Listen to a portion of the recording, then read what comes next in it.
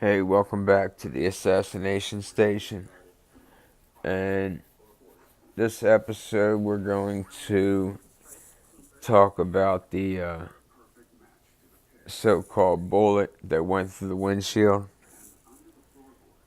And I'm going to have photographic evidence to back it. Now, right here is a photo of the T100 limo before it hits the Stemmons freeway sign. Okay? Look inside that red circle. Do you see a bullet hole? Now, when it pops out on the other side of the Stemmons freeway sign, we have this.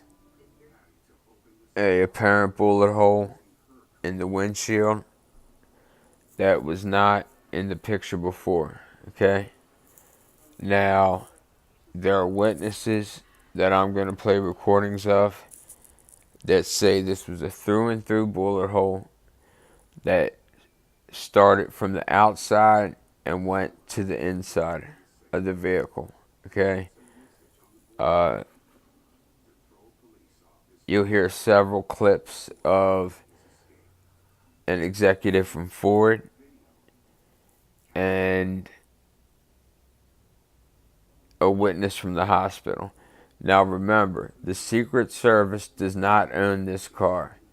The government does not own this car. T100 Lincoln Continental is owned by Ford. Okay?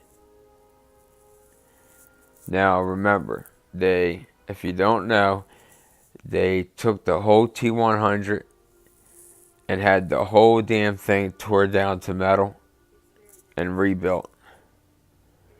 The most historical car in the history of automobiles, and it gets stripped completely down. This woman worked at Parkland Hospital, and she is a witness to the bullet hole in the Lincoln Continental. So let me get her audio up right here, and here we go. And pointed it out to them. At the time, I did not know any of the details of the shooting.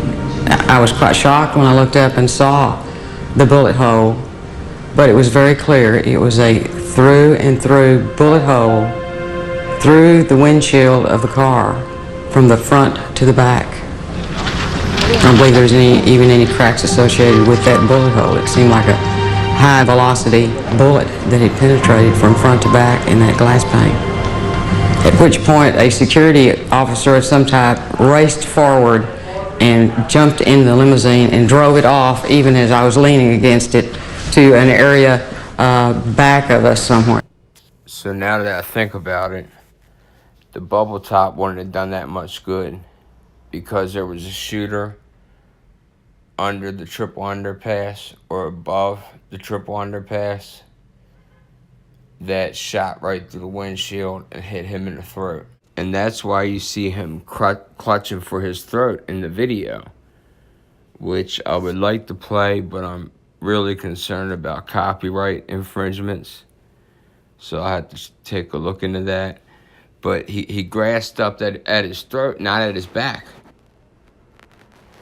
Okay?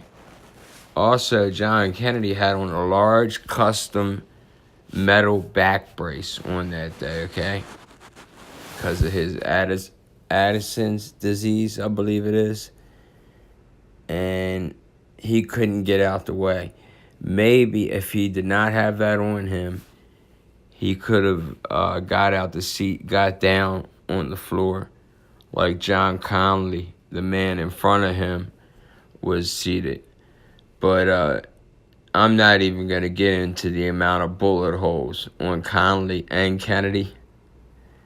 I got to save some things for the next episode, you know. But I'm trying to link up with other JFK researchers that are amateur like me, and we're not in it for the money, all right? I want the truth. And I'm not going to say I'm this political person. Really, I don't care much about politics. This case really intrigued me. And the more you get involved into it, the deeper you go down the rabbit hole. So, hey, I say we jump right down that rabbit hole. Sometimes I'll use foul language. Excuse me. It's not the end of the world. But back to this bullet hole, okay? Now, I'm not going to play this recording because it isn't firsthand from the man himself. Or maybe I can find the recording of them destroying that at the Ford plant when it got sent back, that it did have a bullet hole because they made a template out of it. As a matter of fact, they made 27 templates. I have no idea why, but supposedly that's the word. Now, in this community of people, you got to watch, like, Doug, what is his name? Not Doug Horn, but he said that the internet is the worst and best thing for the research community because now people like me can get involved, but a person's pet theory can't be challenged or they'll feel some type of way. If they feel that a shooter was underground in the drain and you can't talk them out of it, you know, I'm not like that, okay? If you give me proof or photographic proof like I'm giving you, you could persuade me to say that it was Oswald, all right? But Oswald was up there with two different people on that 6th floor. Oswald was guilty, people, okay? At the least, he's guilty of conspiring to commit murder, okay? The guy just wasn't this innocent, poor innocent guy. And, you know, he was a spy or something from day one because if you study your history like I tried to, you kind of look at things that in 1963, an American, well, Russians were known as commie bastards, okay? And we were enemies with them at a Cold War that was about to get very hot.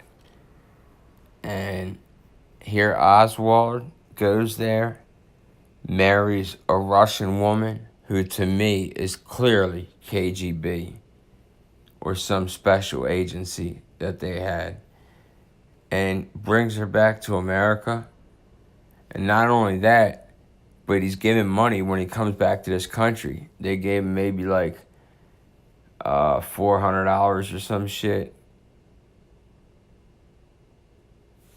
So some real funny shit was going on there with Harvey Lee Oswald or Lee Harvey Oswald or Harvey Lee.